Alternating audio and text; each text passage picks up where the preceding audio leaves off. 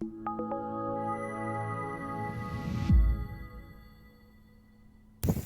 guys, it's Tuesday. Piotr here, this Liteforex Global YouTube channel.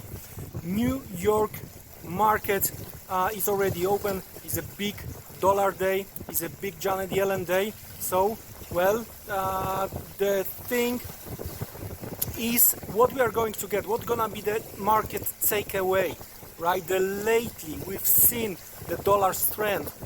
Partially it was the shorts profit taking, right? And partially some speculation that Janet Yellen could sound very, very bullish. Well, that's gonna be the key, especially with what we already said.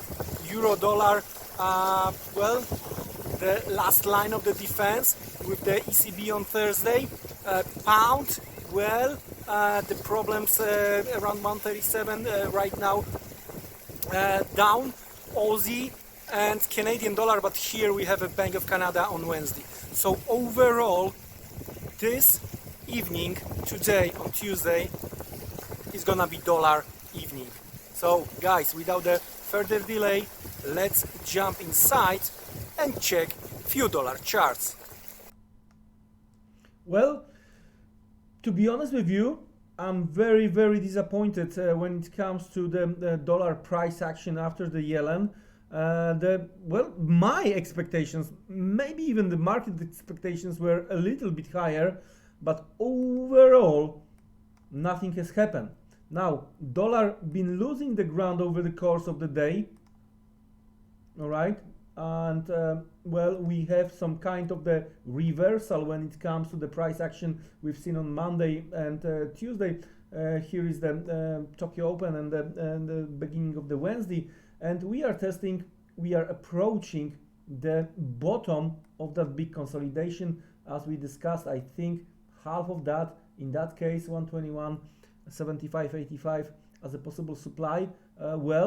To be honest with you, from the bear's perspective, well, the thing is that we got back above, at least for now, post FOMC. I'm talking about the last FOMC low, right?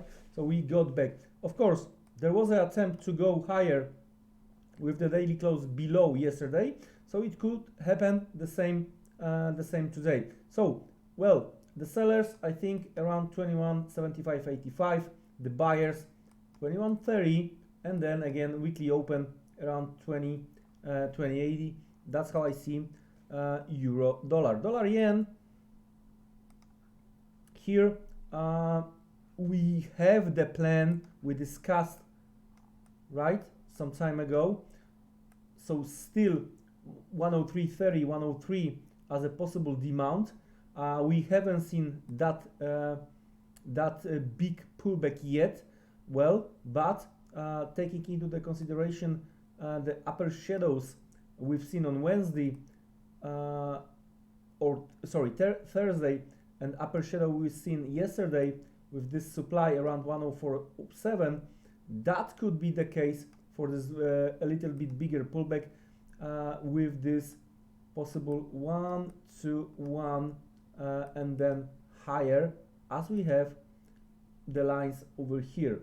So this fast trend line to the downside we have over here, I think is going to be broken, and then levels close to 104.50, 105 is going to be tested. So I'm looking to buy levels close to 103.30, 103, and looking to sell, but not as I mentioned before, I'm not looking for these levels. This level has been tested. I'm looking for a stop count a little bit higher towards 104.50, 105, and eventually lower levels from that zone. So overall, well, dollar lost the ground over the course of the day. Nothing has happened post Yellen, and the next important thing after the current Tokyo session is the London session with important data out of the UK. I'm talking about the CPI, right? So let's have a look what we have when it comes to the pound. Very similar to what we've seen on euro dollar. So lower shadow on Monday, move back above the weekly open on Tuesday, and trying to go higher during the first Tokyo hours. And we are testing this supply zone over here. Overall, as of now, because of this swing high, because of this demand tested on Monday, I think we might see a little bit of the range in between 137 to the upside and 135 to the downside. So trying to sell the rallies and trying to buy the dips. That's how I see the things related to the cable. Let's switch to the lower time frame here, right?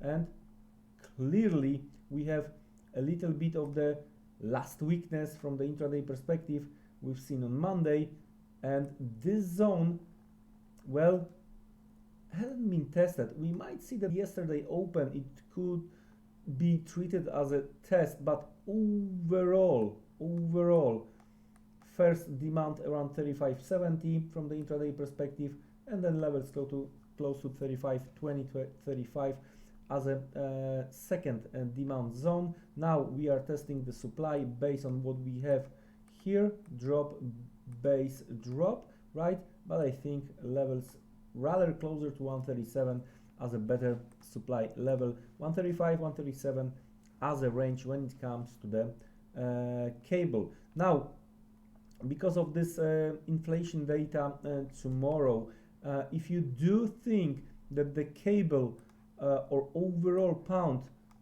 may do better, then pound Swiss franc is the pair I'm going to look for some kind of the buying opportunity. But taking into the consideration the current level of 121.15, we are very close to the supply. I like these lower shadows, right?